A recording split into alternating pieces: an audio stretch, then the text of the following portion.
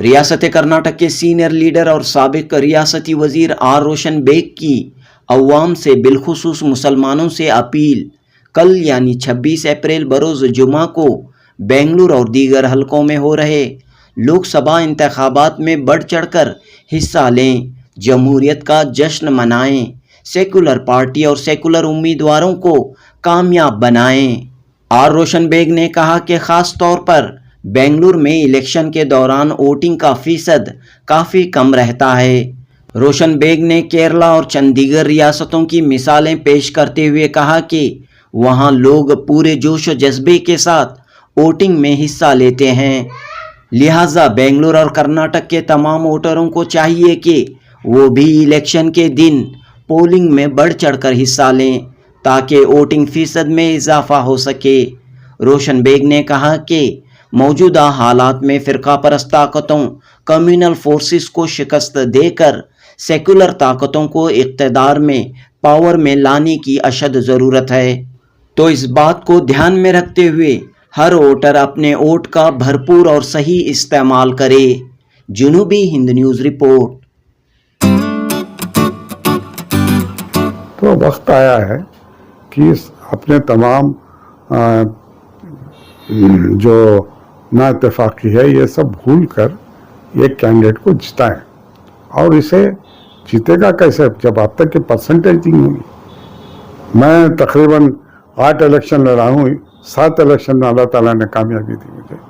हर election में देखा है मैंने कि बहुत कैंपेन करके उलमाए कराम से मसाजिद में सबसे ऐलान करा के घरे घर जाके सबसे मिल के बात करके कि वोटिंग बढ़ाइए, नहीं 35%, 40%, 45%। तो हमको चाहिए कि परसेंटेज बढ़ाएं। मैंने पहले भी कहा है कि आसाम में, वेस्ट बंगाल में 90% पोलिंग होती है, केरल में दुबई से बाहर से लोग आ जाते हैं पैसे खर्च करके। आज यहाँ से केरल को जाने की टिकट है 3000 रुपये, 2000 रुपये, 2500 रुपये बस में जाने की, प्लेन की नहीं। बस में जाने की टिकटें नहीं मिल रही हैं। क्यों? केरला के लोग भाग रहे हैं चुनाव में वोट डालने के लिए, क्योंकि कल वहाँ इलेक्शन है। तो 2-3 दिन से डिमांड है, बसों में सीट नहीं मिल रही है, ट्रेनों में सीट नहीं मिल रही है। 5-5, 8-8, 10 लोग वैन करके यहाँ से निकल रहे हैं। तो जो जज्बा केरला वालों में है वो जज्बा इधर लाओ भाई, निकलो घरों से। अल्लाह के वास्ते ये धूप है, जुम्मा है, सब छोड़ो, इलेक्शन वोट डालो। और यहाँ में सारे स्टेट में 28 सीटें हैं। ये 26 का फेज होने के बाद 7 तारीख को फेज होगा, उसमें भी ताकि ये जो ताकतें हैं उनको अगर मुँह तोड़ जवाब देना हो तो मुसलमान घर से निकल कर वोट करें। अब गिले शिकवे सब बात कर लेंगे, गिले शिकवे तो हैं, मुझे भी गिला है, मुझे भी शिकवा है, कई चीज़ों से है।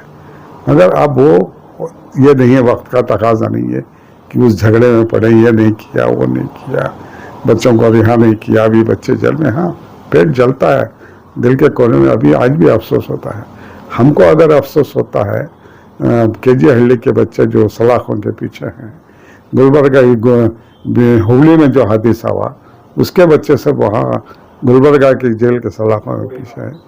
तो हुगली में जो हाँ, उसमें और कुछ लोग हैं, तो बीदर के कुछ लोग जेल में हैं।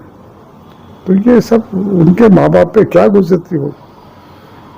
तो ये जब अब वो गिले शिकवे सब बाद में कर लेंगे, पहले ये पार्लियामेंट का इलेक्शन बहुत अहम है। इसमें हमको ज़रूर है कि हम फुल इसमें जाकर जो है ज़्यादा से ज़्यादा तादाद में जाकर वोट करें।